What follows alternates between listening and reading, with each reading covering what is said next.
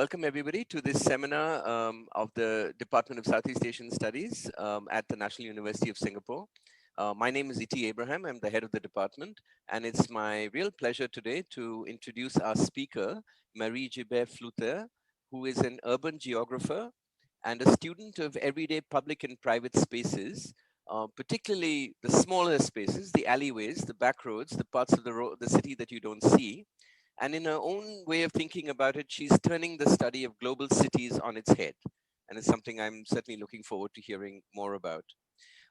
As you saw from the abstract that she shared with us and her bio, she has a number of recent publications, including what I translated as The Other Side of Urbanization. Is that a fair way of saying it? Published by the CNRS Press, and Asian Alleyways, edited with her colleague Heidi Imai. She also works with digital humanities networks, including the Virtual Saigon Network, which is something that if you get a moment, please look up, because I found it really fascinating in terms of the different kinds of images and text that have been made available through that website.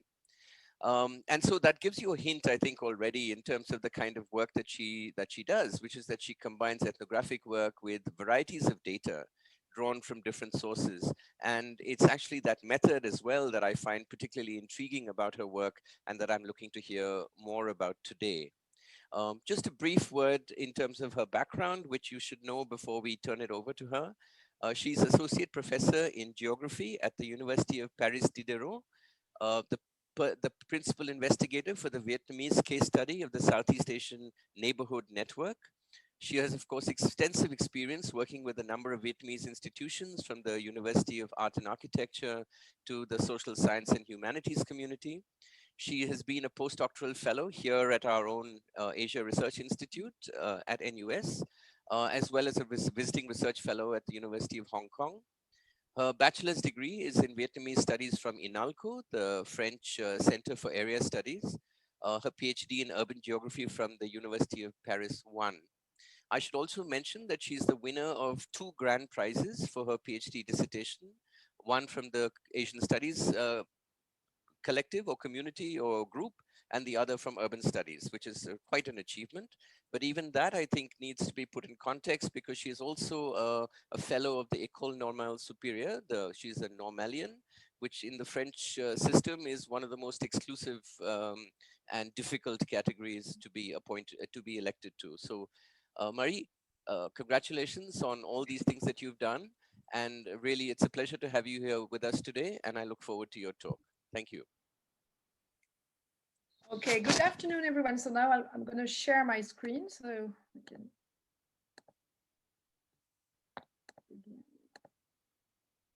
Okay, so I don't see you anymore now. So if there is any trouble or problem with the pictures or the sound, just tell me and I'll stop. But thank you very much, Professor Iti Abraham, for the invitation and the very nice introduction. It's really a great pleasure for me to be online with you today.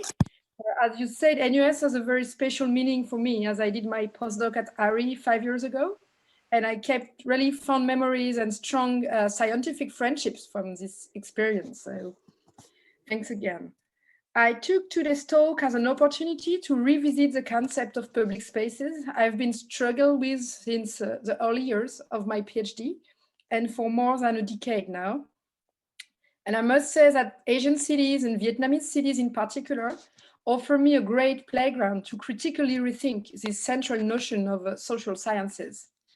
As you know, in most of the Western academic literature, public spaces immediately conjures up an image of large open areas with a strong positive related to a democratic process and supposed, open debates, historically associated with the ancient Greek agora.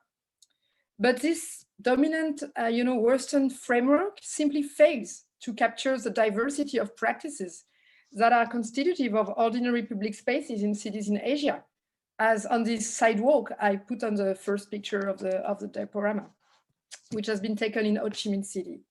So in this presentation, I'll begin by unpacking the notion of public space to make it more relevant beyond its historical location. Then I'll try to share with you the various methods of spatial ethnography I used over different fieldwork to try to overcome the habitual representations and understanding of public space. And I must add now that in doing that, I am particularly willing to stress out the political potential of ordinary, everyday public spaces. Today, public spaces are facing a paradox at the global scale. On one hand, iconic and massive scale public spaces are seen as highly desirable in a competitive globalized context.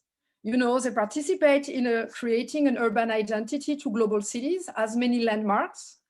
This idea is illustrated here by two pictures, one from Singapore and the other one from Ho Chi Minh City. And you see, to embody the city, the authorities put forward the iconic landmark and places and make disappear ordinary streets or ordinary buildings.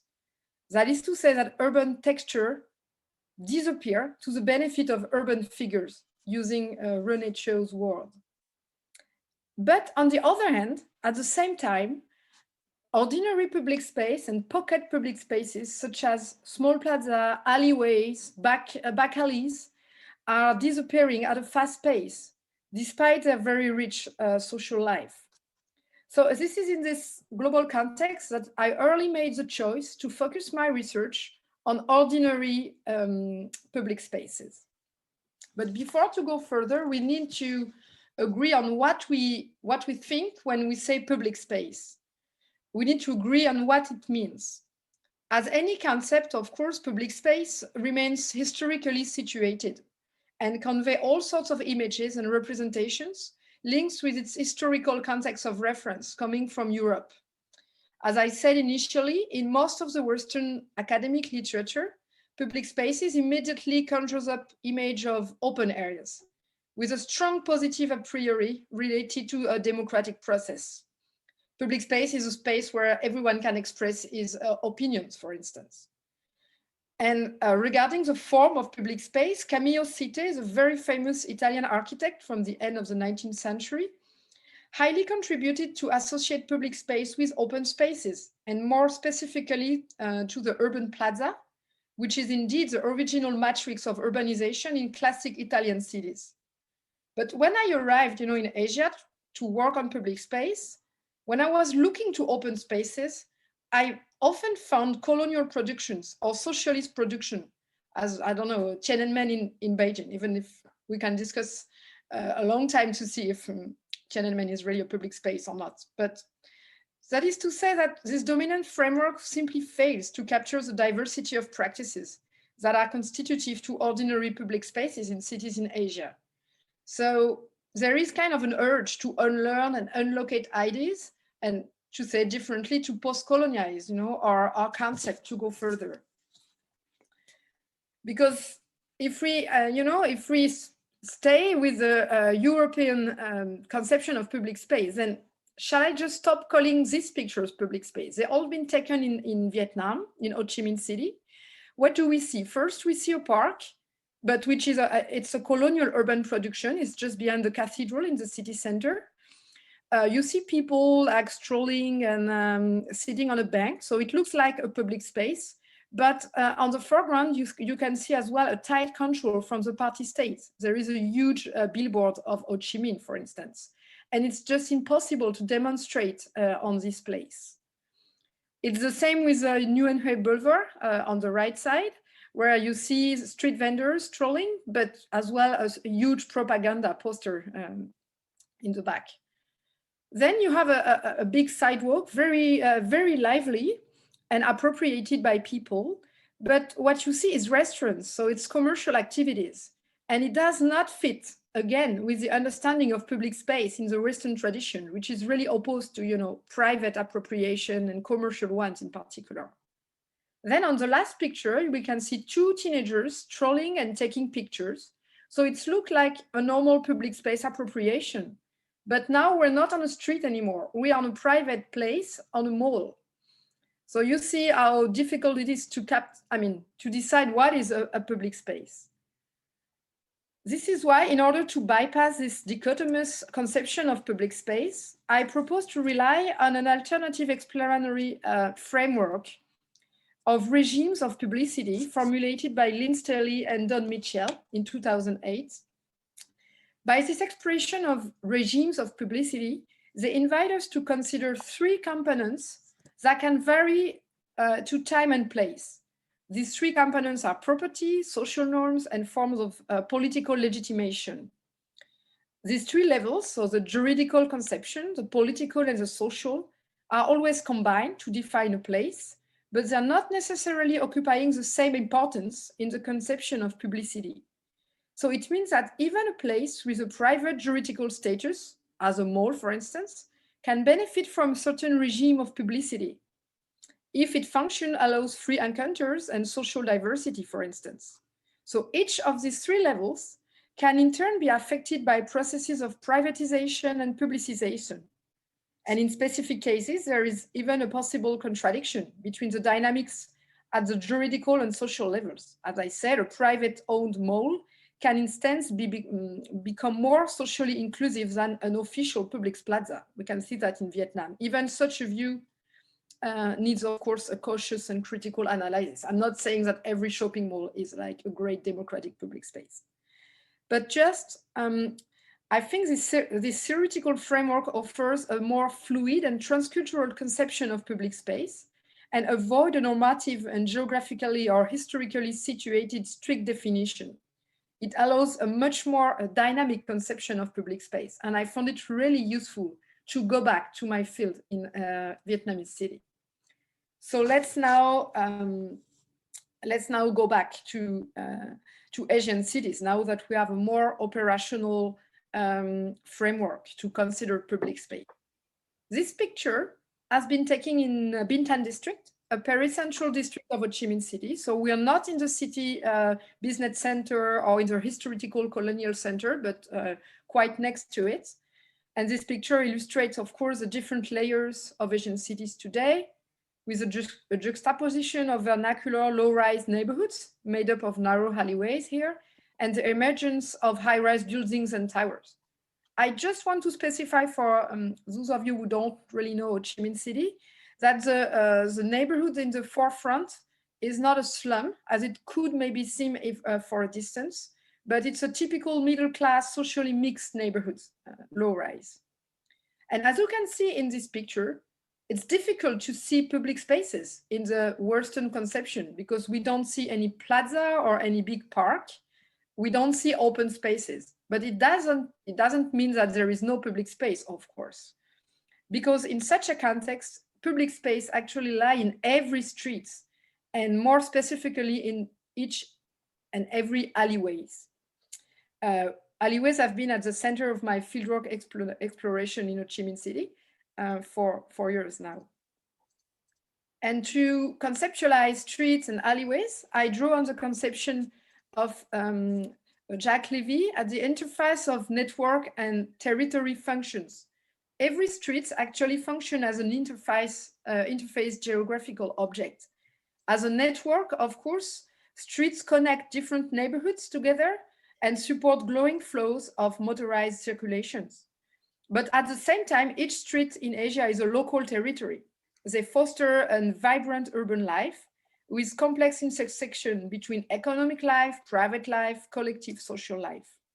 So as such, every street and alleyways are places where people come to experience a sense of social belonging in a bustling metropolis. And alleyways are not only part of a bigger urban network as a network, but they also count as places of small businesses. And many residents have become accustomed to considering their doorstep as a natural extension of their own home.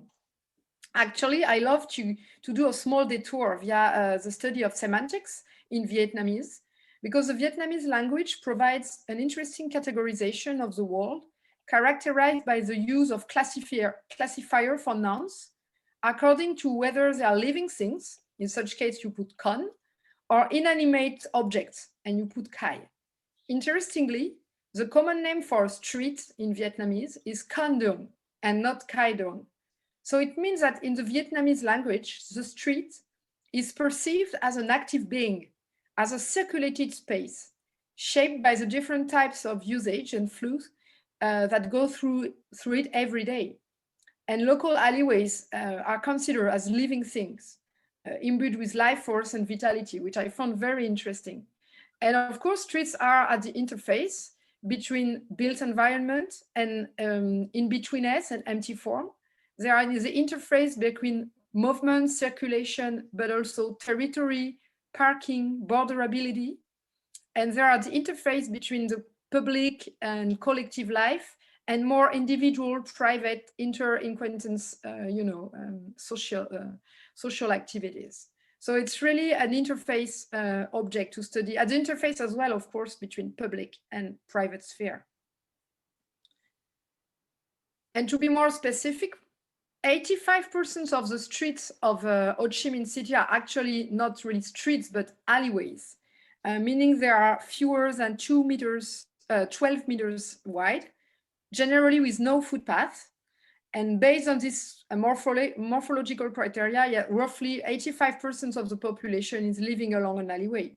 So it means alleyways constitute the most ubiquitous spatial feature of the city, and by far the most widespread of public space. I don't have time really today to come back on the history of these alleyways, but you just have to keep in mind that they were born from the pragmatism of city dwellers during uncertain historical times, mostly during the Vietnam War, actually. So they are informally produced. So the results of my Asian alleyways investigation resulted in the recent publication of 2 books. So one is in French, and it's based on my ethnography of alleyways in Ho Chi Minh City, based on my PhD work, basically. And the second, I co-edited with my colleague Heide Himai, put the Vietnamese case into an Asian and global perspective. So this second book provides 8 case studies across Asia, in Bangkok, Ho Chi Minh City, Hong Kong, Taipei, Shanghai, Beijing, Seoul, and Tokyo. So we have 7 chapters and a collective of 9 researchers who participated in the book. And the idea was to provide a multidimensional, multi-cited, and multivocal perspective to stress the alleyway diversity and versatility. Because of course, an alleyway in Bangkok is very different from an alleyway in Shanghai, historically, or regarding the architecture, regarding the policy. So we really wanted to stress this diversity, but as well to outline the circulation of the alleyway as an urban model transnationally across Asia. And we combine ethnographic data with theoretical findings, trying to provide a new vision of the city from their alleyways. Because the idea is that alleyways are not only reservoir of times or form inherited from the past, because in most of the official narratives, sometimes alleyways are presented as form from the past. But the idea in this book is to show that they participate in the current globalization process. So the idea was to turn the theoretical approach to global cities on their head and to fill a gap in the existing literature on Asian megacities, and to revalue smallness and urban interstices that are so important in the Asian cities' everyday functioning, even though they are now literally in the shadows of towers and they remain largely understudied. Of course, when you want to study globalization in Asia, lots of literature focus on most iconic places such as center business districts or towers and new neighborhoods. But alleyways are kind of very interesting in this regard. And they are also liminal public spaces. So they create a possibility of loosening spaces, a place where you can have potential creative transgressions, if you look, of course, very carefully. So now I want to take the opportunity to come back to a question of research methodology, as Professor Hiti Abraham asked me when he invited me. The idea is, what specific tools do we need to study small and often ephemeral public spaces? For what modes of representation of the city? For what image? Because of course, as I said, for most people, the current dynamics of urbanization is embodied by central business center, symbols of modernity. And classical mapping actually exacerbates this impression. And alleyways and small pocket public space often fall in the whole of the maps and disappear from the current representations. So this morning, I'll try to address 3 issues in that matter: a need for critical cartography and a critical mode of representation of the city, drawing from Annette Kim's previous work, She had this wonderful book published in 2015, Sidewalk City, which was really interesting in that regard. Then I'll try to stress my interest on working on multifunctionality of small public space in Asia. And then I'll finish with a new project I'm just finishing right now, using rhythmanalysis from Henri Lefebvre to try to pay attention to urban rhythm in a more political perspective to study public space. So first, I want to stress the need for, critical cartography to map interstitial spaces, because very often when you just look at conventional maps of global cities, there are many things that are never represented. And for example, sidewalk vendors are one of them, of course. They disappear in the folds of the map. So Annette Kim proposed a few spatial ethnography methods consisting in following street vendors across their journey, in the city sidewalks or over the city streets, and to produce collage maps and narrative maps, trying to really put back street vendors and informal actors on the map, which is theoretically, I think, highly interesting. The idea is to give voice to mobile actors and informal dwellers, as they really participate on the shaping, on the producing of the city, as Henri Lefebvre would say, because these people know intimately the city, actually, and they really produce public space on a daily basis. In my own work, I began to stress the diversity of alleyways and their versatility, because as I said, in the current narrative from the official authorities in Vietnam, alleyways are often presented as many traces of the past with poor quality. But actually, when I began, to stroll in different alleyways neighborhoods in the city, I discovered a huge variety of architecture, social and cultural profile I'll try to detail in my PhD and in the book to provide counter narratives. So I chose at that time 6 different neighborhoods from the pericenter of the city. Deliberately, I excluded from my work the colonial or the Chinese city center, because they have a very specific history and they are not very representative of an average, ordinary neighborhoods today. I didn't have time as well to work on peripheric neighborhoods, but there are huge work to be done, of course, on more peripheric districts. But I choose pericentral neighborhoods, and you can see on this picture a big variety of neighborhoods. Some are quite middle class and quite wealthy, and some, on the contrary, welcomes poor migrant workers and have poor quality conditions. Some are very commercial, some other are more residential or more productive, and some are I really wanted to stress the diversity. That's the idea. There is not one model of alleyway or one model of alleyway neighborhoods. And then it required really to work at the fine grain of the city. So when I began my work on small public space, cadastral maps were really a key tool to report on the diversity of alleyways and their social life. So my work began with visual survey plot by plot, which is still a tool I really use a lot. So this is in Phu Nhuan district, one of the districts I studied in my PhD, and I still continue to follow these interesting neighborhoods. Here is, for instance, GIS maps I produced with the CNET Collective, the Southeast Asia Neighborhood Network, with the help, of course, of a team of students. We really wanted to show the diversity of social and economic activities. So we began to plot by plot, to do a visual survey to record actually every kind of economic activities you can find in this neighborhood. And then the idea was to show the reversibility of interstitial public spaces. This figure actually summarizes the 5 different urban functions that are supported by Ho Chi Minh City alleyways as public space. Of course, as an element of the city network, the alleyways are space of circulation, especially for motorbikes, because most of the alleyway can't welcome a car or a bus because they are too narrow. But they also foster trade and production function, as well as social and personal usage. on everyday basis or more exceptional basis. You can see some pictures of weddings or which are more exceptional times. If you want to organize a wedding or funeral, there are great chances that your house along the alleyway is too small to welcome the crowd.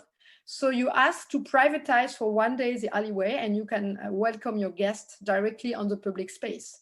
So it shows the fuzziness, you know, of the notion of public space in Vietnam. And beyond the antagonism of public-private dichotomy inherited from the Western conception, alleyways offer really as a richness of a buffer zone. And they function as intermediate semi-public spaces at the interface of the house and the street. And they really invite us to reconsider publicity as a matter of gradient, whose limit can vary depending on the time of the day and the day of the years.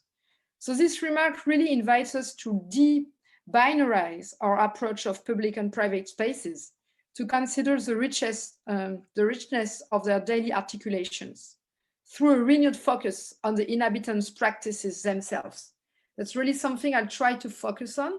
When I study global cities today, I really try to consider every inhabitant of the city as an actor of the globalization process through their daily practices. And actually, the built environment is also structured by and according to the streets. It's a distance to the streets that orders the layout and the function associated with each room in a traditional tube house in Vietnam through a succession of ranked thresholds. So the entrance room, which opens directly on the streets, constitutes the pivot of this spatial apparatus. So in the morning, it's or during the daytime, it can be a shop or living room. And at night, you know, it's in blue here, it can change, the function changes. It becomes, for instance, a motor parking. And it can be even true in the first or second floor. You can have bedroom in the evening at night that can be, you know, converted into an office during the day. So you really have ephemeral practices in public space that affect as well private spaces.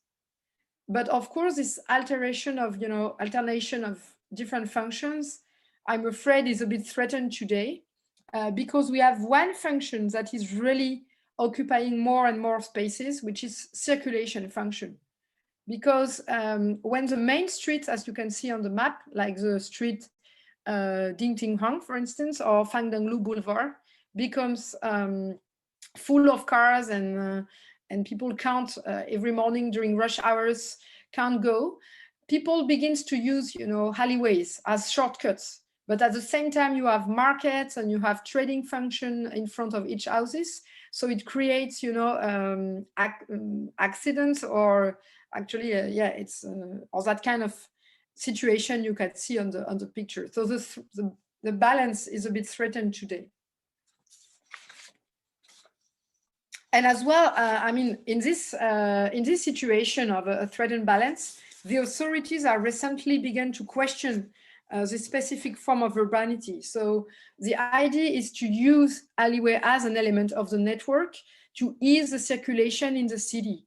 And they provide new regulations and prohibitions for certain activities, namely street vendors or vendors in general. And the idea is that alleyway has to stay like a simple element of network, which is a bit of a shame, of course, because you lose a lot of social and cultural values, but still we have to keep in mind as well the specificity of Ho Chi Minh City in that regards. Just to give you a few figures, in Paris, we can estimate that 30% of the city is dedicated to streets and sidewalk. Los Angeles is an extreme because, you know, you have a lot of highways.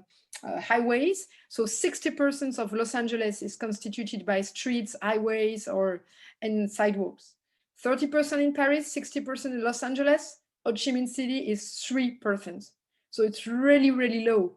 You have very few streets compared to the size of a 10 million metropolis. So it's really a huge problem today, a huge issue, you know, how to ease the circulation, especially because people now are switching from motorbikes to cars. So it's a huge challenge for the city. And of course, it affects public spaces and spaces of circulation. But what I really wanted to present as well at the end of the presentation is a new tools of research I'm trying to use called rhythm analysis, trying to rethink the politics of everyday negotiations in ordinary public spaces to bring back the political analysis in my work. So the starting point is that the nature of everyday life in metropolitan public spaces in Asia is of course made up of an unprecedented entanglement of activities. You have the presence of multiple actors competing for a very limited space. And making sense of this complexity is a long-standing challenge in the social science. When you observe, a Vietnamese street, you can talk about urban ballet, which is maybe a bit, romantic way of seeing a Vietnamese street, but still. And how can we explain this urban ballet in the absence of overall orchestration?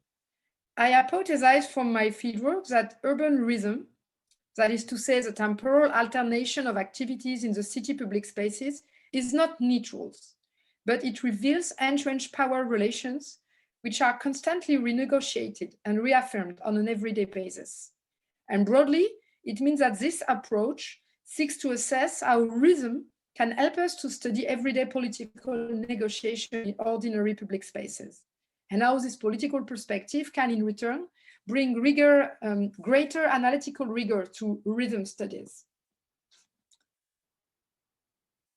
So this last part of the presentation is actually, it's going to be published soon on Environment and Planning C, Politics and Space, about the use of rhythm analysis to study public space, with Ho Chi Minh City as another case study.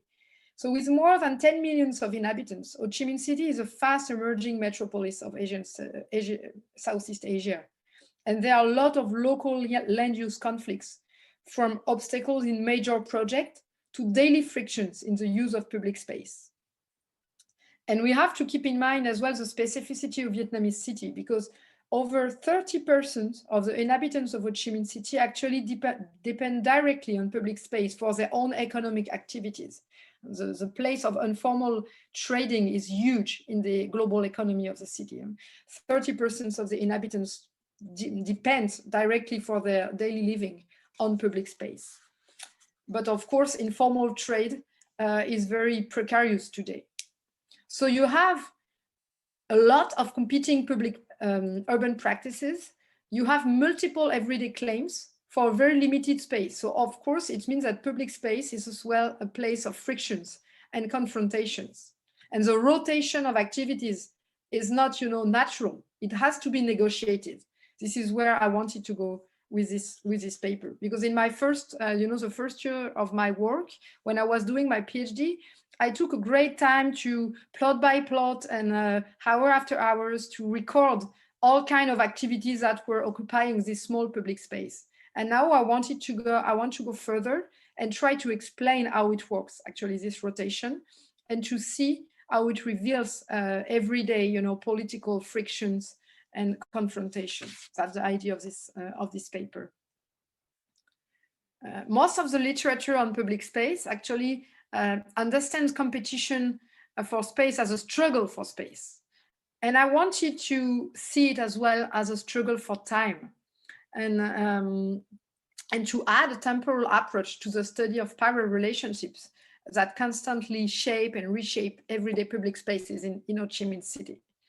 So it calls for a focus on the political mechanics of sequential versatility in the uses of public spaces. Be they, of course, one-off of recurrent activities, planned or unexpected activities, and maybe most importantly, chosen or undergone activities.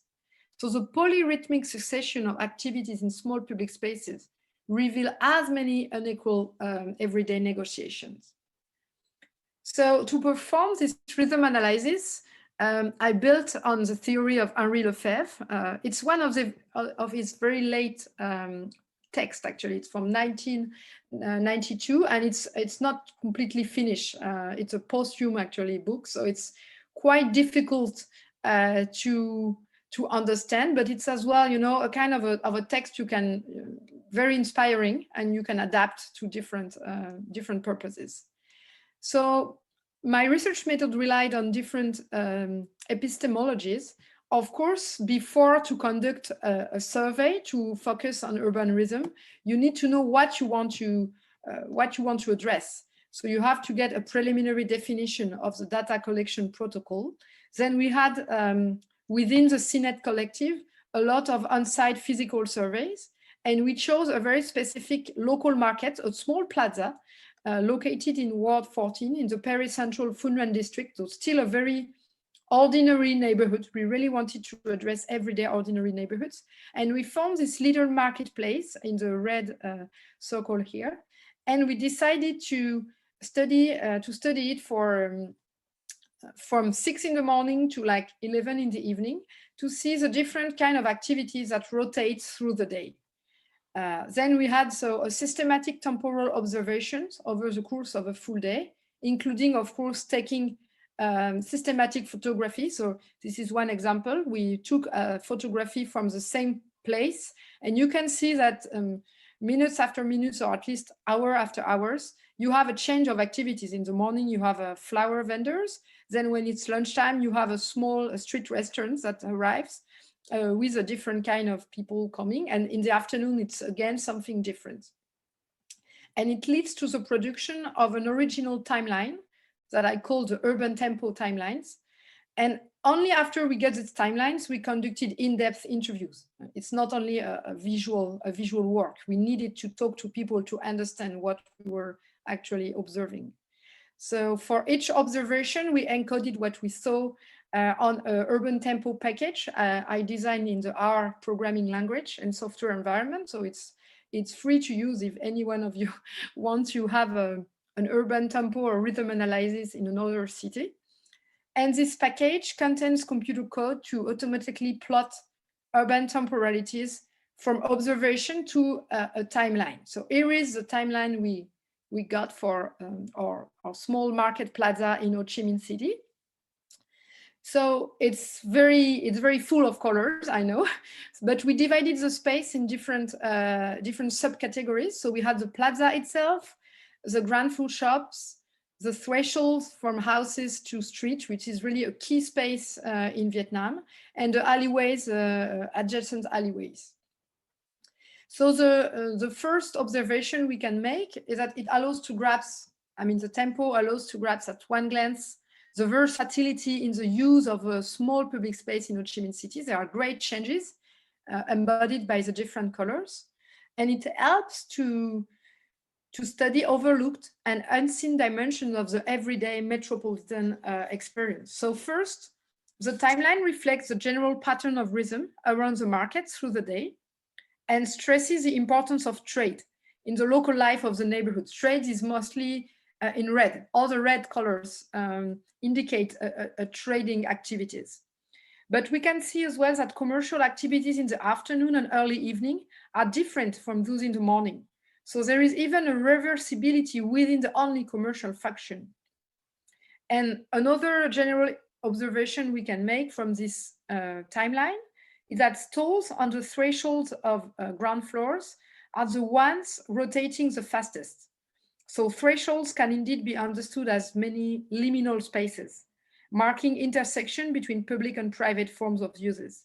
And as such, they are ambiguous, hybrid, and easily reappropriated and molded to fit different changing needs through the day. After we got this general timeline, we conducted over 30 interviews with the different actors, local actors, which allows for distinguishing 4 types of actors classified following their capacity of negotiation to assert one's position in the public space. So to do so, I draw on the distinction between tactics and strategy proposed by Michel de Certeau. So the notion of tactics embraces all small day-to-day actions and negotiations that urban dwellers undertake to deal with an urban condition imposed upon them, and the result of decision-making in which they cannot participate. In contrast, strategy presumes control and power. But tactics are not merely a subset of strategy. It reveals as well a capacity to adapt to an environment shaped by strategy of the powerful. So 4 categories. The first one is the local authorities. Are they the real masters of time? They could be, because we are in Vietnam, we have a strong political regime. And actually, the local authority have the power normally to impose official hours for trade and to impose a strong control over the population. As you can see on this picture, on the left side, you have in each neighborhood small local offices like this one, which is a local for local representative, which are there during office hours to supervise the functioning of the neighborhood on a daily basis. They use as well local visual propaganda. There are a lot of billboards reminding like what is forbidden to do, what you're allowed to do in the neighborhood. So as such, they could, be considered as the master of the overall organization. But actually, this is more ambiguous. As you can see on this picture, first, the local representation is closed at the time we visited the neighborhoods. And despite many red, billboard like that saying it's forbidden to sell on the streets, there are a lot of street sellers. So it means that the state, the rules of the state are often openly violated, starting with the fight against street trade. So they have a kind of a power in the negotiation, but it's more ambiguous than it could seem in the first place. Actually, what revealed our study is that the real master are the local landlords of the neighborhoods, the ones who own their own house and shops. Because owning a permanent shop on the plaza allows them to make the most strategic reputation of the marketplace. First, they can operate their business during the most strategic hours of the day without having to negotiate with the local authorities. And moreover, whether they are traders themselves or not, most landlords take advantage of their thresholds by informally renting them to other vendors attracted by the central location of the plaza. Some of them rent out half of their ground floor, and the price depends on the location, of course, but more importantly on the time slot. That's what reveal our interviews. And morning hours are the most valued and thus the most expensive. So an average price is like 50,000 down, so around $2 US per square meter for a full morning. Although there are also specific times of the year, such as the weeks prior to the New Year celebrations, which are much more expensive. This deal allows itinerant vendors to secure access on a daily basis. Some can afford to pay for a full morning, whereas others will rent a space just for 1 or 2 hours. As you can see here, this guy is selling carpet. He was there for only 2 hours. Then he can't offer to stay, so he has to go somewhere else. And another vendors come and will pay directly to this woman who is the landlord of the house. So it means that local landlords are the true master of time in the neighborhoods, distributing informally and costly trade permits for limited time at their discretion and on their own financial terms. Then you have temporary vendors at the heart of the local ballet. While local lenders can choose their own strategies to put a price on their properties, temporary vendors deploy what I said, the tactics to secure their ephemeral access to the plaza. And time is a key asset in that regard, because the longer they have known the local lenders and frequent the space, the more trust they gain. And local lenders are more willing to rent their space to vendors with whom they have acquainted, of course, and who have good reputation. Some even indicated they prefer charging somewhat less, but renting to a familiar vendor. In return, temporary vendors are protected by their financial deals with the local lenders, and the authorities are often willing to leave them be, as their stalls usually occupy the house threshold only. They can also secure access to electricity or water if needed. Sometimes they have to pay an extra fee for that. And most of these temporary vendors explain that spending a few morning hours in this plaza was more profitable than owning their own shop in the less central area of the city. Of course, you have different types of street seller vendors that coexist locally. Those who can secure their access through a deal with the local landlord and usually occupy one spot for the entire morning, either every day or a few days per week.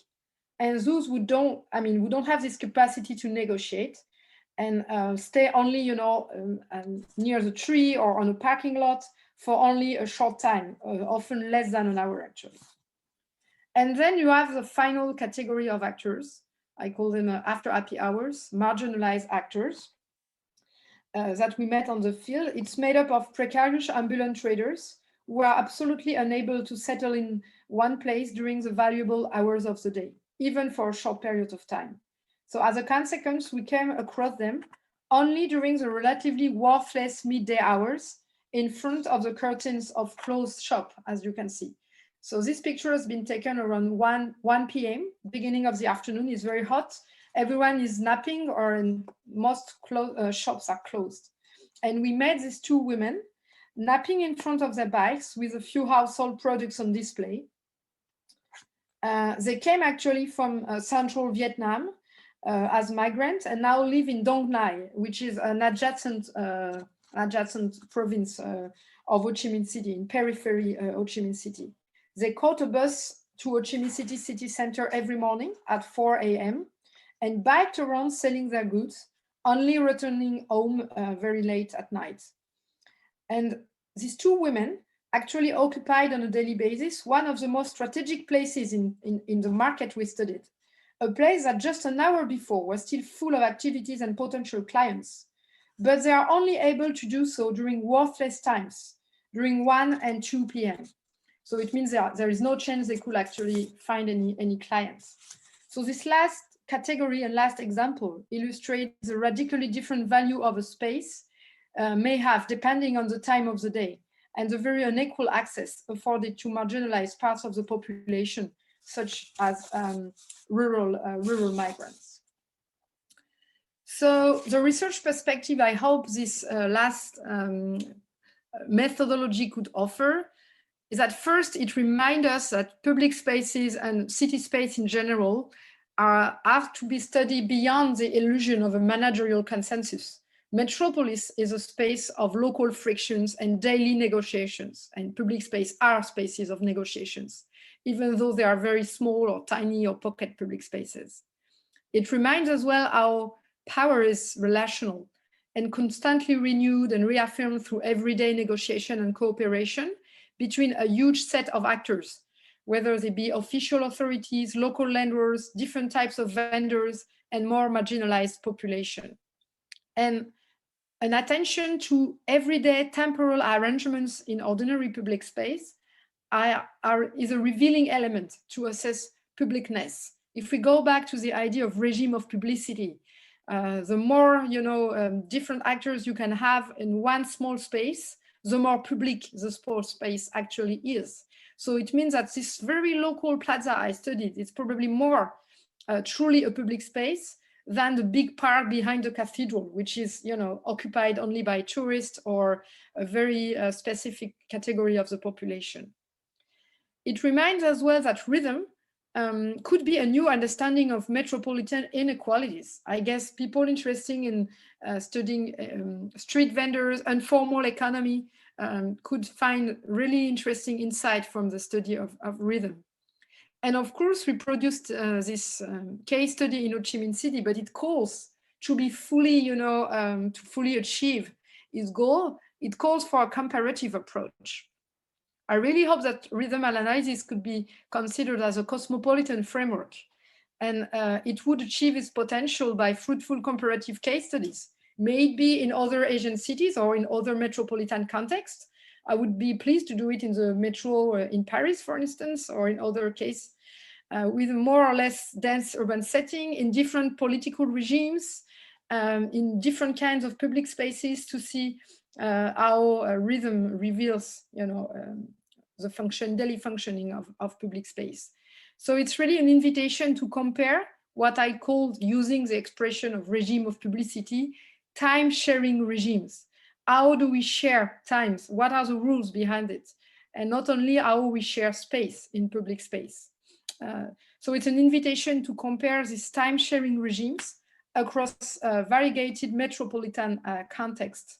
And I hope, we're going to use this methodology within the CNET network, the Southeast Asia neighborhood networks in different Southeast Asian cities. But I hope it could be used even further in other contexts. So I think roughly 45 minutes that have been presented. So I hope you're still there and you enjoyed. And now I'm willing to answer your question and to pursue the debates with all of you. And I thank you very much for your attention. Thank you, Marie. Sorry, I've been coughing. Yeah, we're all still here, and I think even a few more people